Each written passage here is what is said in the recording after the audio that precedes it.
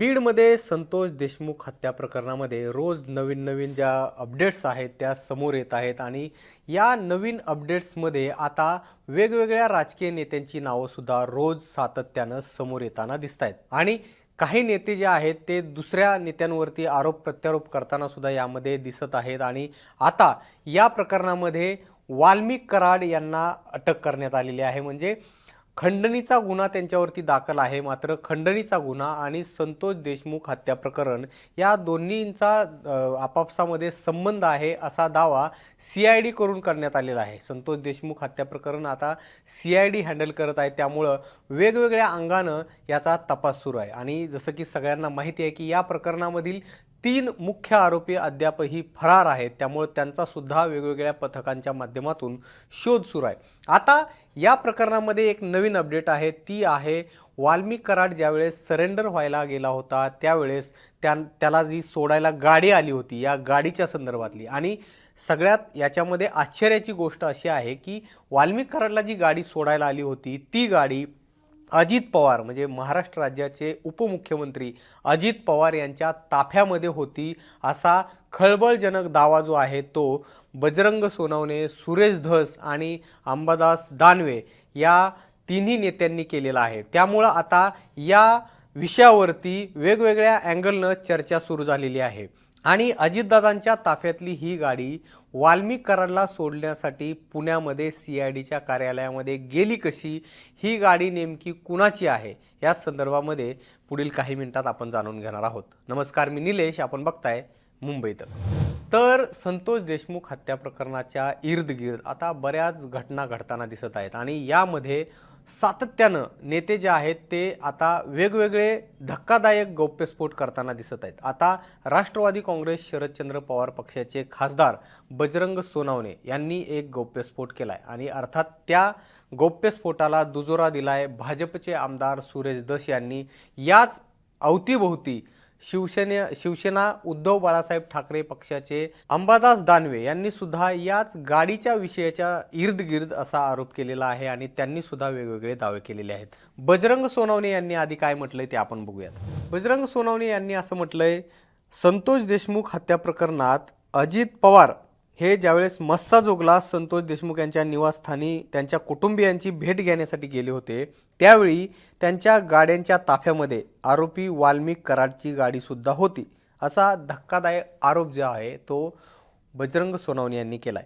आणि ते पुढे असं म्हणतात की ज्या दिवशी अजित पवार शनिवारी 16 तारखेला मस्साजोग येथे आले त्यावेळेस त्यांच्या या ताफ्यामध्ये कराडची गाडी होती, त्या गाडीत हा आरोपी होता, तो तिथं जाऊन सरेंडर होतो। याचा अर्थ काय, ताफ्यामधील आरोपी तिथे जाऊन सरेंडर होतो, मस्साजोगला ही गाडी आली होती, याच गाडीमध्ये आरोपी जाऊन शरणागती घेतोय, गाडी कोणाच्या नावावर आहे असा सवाल सुद्धा बजरंग सोनवणे यांनी केलाय।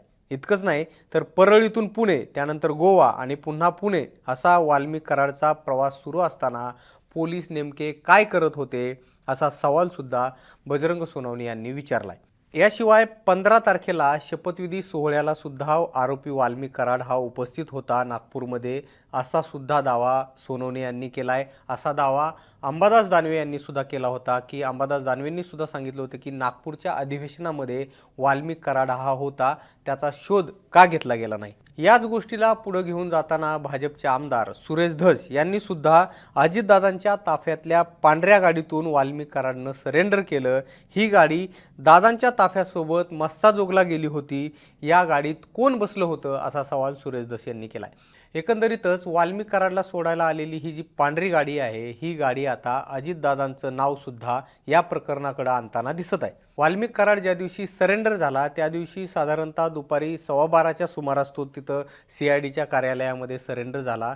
त्यावेळेस त्याची जी एंट्री झाली ती पांढऱ्या रंगाच्या गाडीमधून झाली आणि या गाडीचा नंबर होता MS 23 BG 2231। ही गाडी वाल्मिक कराडला सोडायला तिथं आली होती आणि ही जी गाडी आहे ही गाडी अनिता शिवलिंग मोराळे या व्यक्तीच्या नावावरती आहे आणि शिवलिंग मोराळे हा बीड जिल्ह्यातील पाली गावचा रहिवासी असल्याची प्राथमिक माहिती सुद्धा समोर आली होती आणि शिवलिंग मोराळे हा धनंजय मुंडे यांचा कार्यकर्ता आहे अशी सुद्धा माहिती समोर आलेली आहे। तर एकंदरीतच आपण बघितलं की संतोष देशमुख हत्या प्रकरणामध्ये जेव्हापासून वेगवेगळ्या अंगानं चर्चा सुरू आहे आणि या प्रकरणामध्ये धनंजय मुंडे यांचा निकटवर्ती असलेला वाल्मिक कराड याला ताब्यात घेण्यात आलेला आहे आणि या अनुषंगानं वेगवेगळ्या अंगानं चर्चासुद्धा सुरू असताना अजित पवार नेमके शांत का आहेत यावरून सुद्धा बरेच सवाल उपस्थित करण्यात येत आहेत.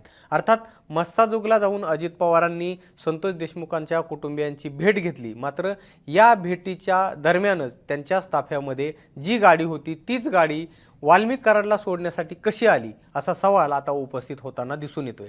एकंदरीतच धनंजय मुंडे यांच्यावरती सुद्धा आरोप होत असताना अजित पवारांनी अद्याप या प्रकरणावरती मौन बाळगल्याचं एकंदरीत दिसून येतंय. त्यामुळं आता पुन्हा एकदा या नेत्यांचा म्हणजे धनंजय मुंडे यांच्यावरती आरोप करणाऱ्या नेत्यांचा रोग हा अजित पवारांकडे जाताना दिसतोय. त्यामुळं आता अजित पवार एकंदरीतच बजरंग सोनवणे म्हणा किंवा सुरेश धस म्हणा यांच्या रडारवरती आलेत का असा सुद्धा प्रश्न आता या निमित्तानं उपस्थित होतोय. आपल्याला याबाबत नेमकं काय वाटतं हे आम्हाला तुम्ही कमेंट बॉक्समध्ये नक्की सांगा आणि मुंबई तकला जर तुम्ही अजून सबस्क्राईब केलं नसेल तर लगेच सबस्क्राईब करून घ्या. हा व्हिडिओ पाहिल्याबद्दल धन्यवाद.